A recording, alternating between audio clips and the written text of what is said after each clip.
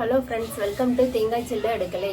Friends, இன்றைக்கி நம்ம சேனலில் என்ன ரெசிபி பார்க்க போகிறோன்னா ரொம்ப சத்தான டேஸ்டான கோதுமை போண்டா தான் பார்க்க போகிறோம். வாங்க அப்படி செய்யலாம் பார்க்கலாம்.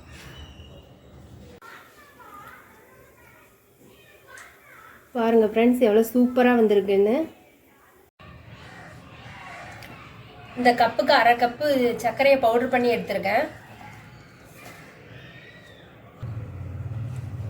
சக்கரை பவுடர் பண்ணையிலே 2 ஏலக்காவை சேர்த்து நான் பவுடர் பண்ணிட்டேன். 1 கப் கோதுமை மாவு போட்டுக்கிறேன். அரை கப் ரவை எடுத்திருக்கேன். எந்த கப்பில் நான் கோதுமை மாவு எடுத்தனோ அதே கப்லையே ரவை சக்கரை எல்லாமே. பேக்கிங் சோடா 1 டீஸ்பூன் எடுத்திருக்கேன். ஒரு பிஞ்சு உப்பு எடுத்துருங்க. இது எல்லாம் போட்டு நல்லா மிக்ஸ் பண்ணிக்கோங்க.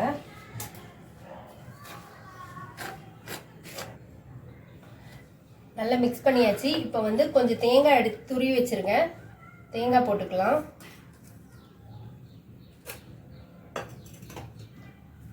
ஒரு டேபிள் ஸ்பூன் நெய் எடுத்துருக்கேன்.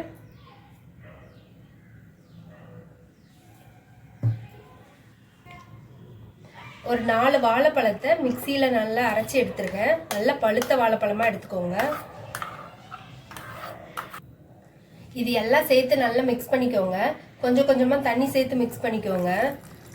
கையில் எடுத்து போடுற பதத்துக்கு மிக்ஸ் பண்ணி எடுத்துக்கோங்க.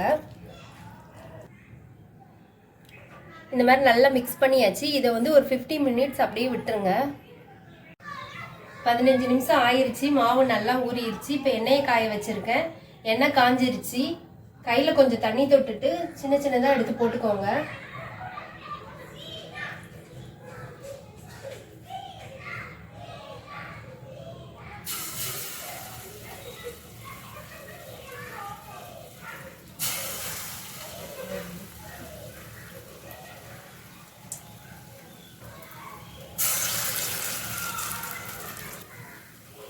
மீடியமான ஃப்ளேம்லேயே பண்ணிக்கோங்க.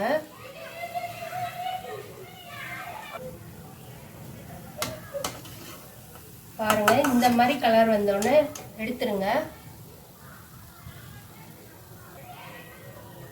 பாருங்க, சூடான வாழைப்பழ போண்டா ரெடி ஆயிருச்சு. நீங்களும் ட்ரை பண்ணி பாருங்க.